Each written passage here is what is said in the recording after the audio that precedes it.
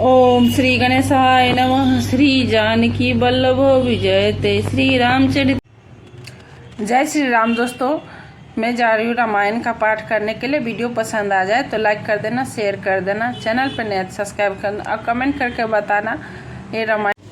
श्री राम जय जय राम। पतित पावन सीताराम। रघुपति राघव राजा राम। पतित पावन सीताराम।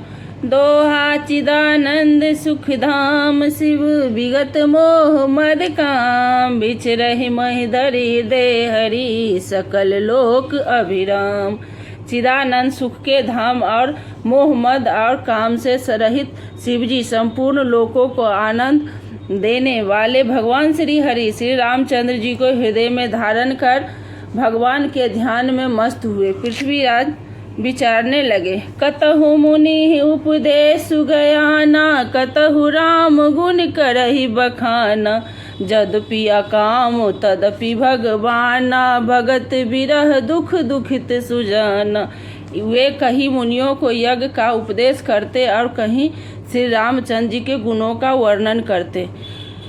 यद्यपि सुजान शिव जी निष्काम हैं तो भी वे भगवान अपने भक्त सती के वियोग के दुख से दुखी हैं। एहि विधि गयउ काल बहु बीती। नीत न होई राम पद प्रीति। नेम प्रेम शंकर कर देखा। अब चल हृदय भगत के रेखा। इस प्रकार बहुत समय बीत गया। श्री रामचंद्र जी के चरणों में नित नई प्रीति हो रही है। शिव जी के कठोर नियम, अन्य प्रेम और उनके हृदय में भक्त की अटल टेक को जब श्री रामचंद्र जी के देखो प्रगटे पर राम कृतज्ञ कृपाला। रूपशील निधि तेज विशाला। बहु प्रकार शंकर सराहा। तुम बिनु अस व्रत को निर्वाहा।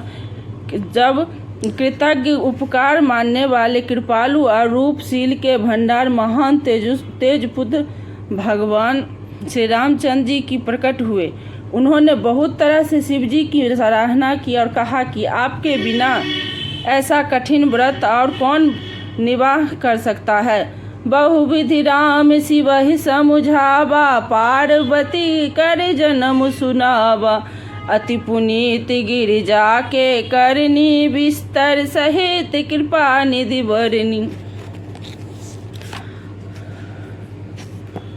श्री रामचंद्र जी के बहुत प्रकार से शिव जी को समझाया और पार्वती जी का जन्म सुनाया। कृपा निधान श्री रामचंद्र जी ने विस्तार पूर्वक पार्वती जी की अत्यंत पवित्र करनी का वर्णन किया।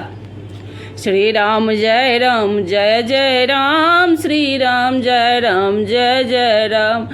रघुपति राघव राजा राम। पतित पावन सीताराम। दोहा अब विनती मम सुनहु।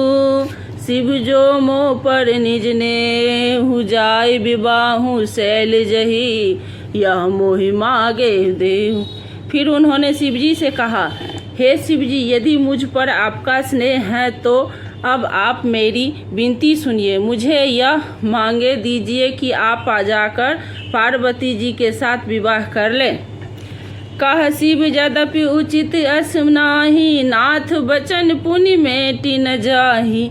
सिर धर आयुष करऊ तुम्हारा। परम धर्म यह नाथ हमारा।